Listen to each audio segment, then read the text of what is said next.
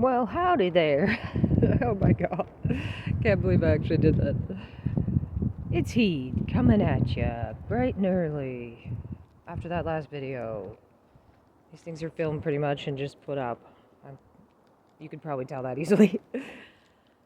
I am kind of excited with this whole video making thing, and then, well, it's very like candid the way I'm doing it. It's unscripted? Yeah, that's it. So this time, I thought maybe we'd chat a little about BPD, unstable relationship sort of stuff, and like black and white thinking, splitting. Yeah, because I mean, black and white thinking is also related to autism, so that's really confusing. There's so much confusing stuff about that. Like, I watched so many videos. I saw a great one, which I rewatched a few times. By the Thought Spot. Irene did this great video about, it was like BPD versus autism, and she also has a series of, I think, 3 about ADHD versus autism. Yeah, I think it was ADHD versus autism. But anyway, so I just had an interaction with my husband. I'm not going to go into a lot of detail, but I just came away from it feeling so terrible. And I think it kind of exemplifies how intense. I mean, like, I think I have high, like, emotionality. Like, my emotions go far up and down. It just felt devastating. Like, it felt crushing. I was like, he hates me. Like, that's how black and white it is. They love you or they hate you. So if you start to have, like, a negative feeling or whatever, you're like, they hate me. And it's tough. I feel like I have to kind of draw, like, I need to feel that I'm loved by someone, which it's hard for me to, like, I guess that's kind of what a support network is maybe about. Like, I have to try to think of people, and it's like, yeah, this person for sure loves me. They're not mad at me, you know. Like, people would think of their parents, their siblings, whoever. They're really close people in their life. But also part of it is, like, I moved away from people. So my family members are far away. I do have siblings and a difficult relationship with my dad. And also, none of us are really wealthy enough to kind of travel like that. We would have to take a plane to see each other, or it's a very long drive. So my dad wouldn't want to see me.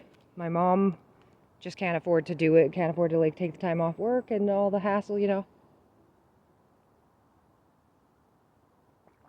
And then my siblings, yeah, they're just too broke. We're all too broke. I haven't visited them, and now I have 2 kids, so the idea of getting 4 plane tickets is like, what? And I don't think we have any vehicle that could make the trip. Like, maybe it would be reasonable to think then maybe you should road trip it, right? I don't know. I mean, doing a long road trip with the kids is like, you sure about that? You sure? I don't know if that's wise. You know. Yeah, definitely. But, like, my son is now 5 and he hasn't even met his grandmother. Like my mom. Which, that's sad. He's 5. He's in primary at school.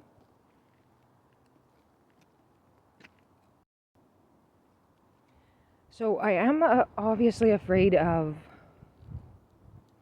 like, my relationship with my husband is very important to me, obviously. It's a major relationship.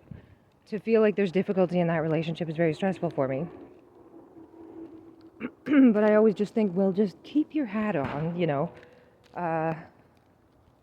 Just try to not do anything. Just don't do anything, right? No action is required. Like, I think in a certain way, if you looked at my relationships, you'd say that there's no sign that there's instability. But you never really know, like, one part is, you never really know how a relationship is unless you're one of the people that's in it. And even the 2 of them would have quite different perspectives, maybe sometimes too, probably. But I feel like my relationship is a bit distant, and maybe it's a lot my fault. I mean, maybe it's both of our fault. I don't know. Like they say, no man is an island, but I think one man is my husband. He really seems like he doesn't need to open up about things. Like, that's kind of the feeling that I get. I don't think he really requires it. I definitely do, but there's kind of this effect of like, he's not telling me things, so then I don't tell him things either. Because I feel like he's not telling me things. It makes me feel less able to share then, because it's like, well, he's not sharing.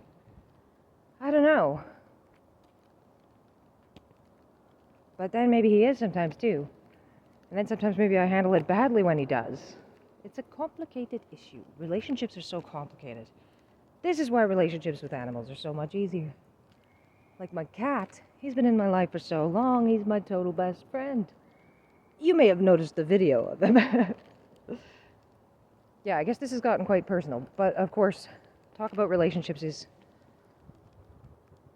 kinda can be that way.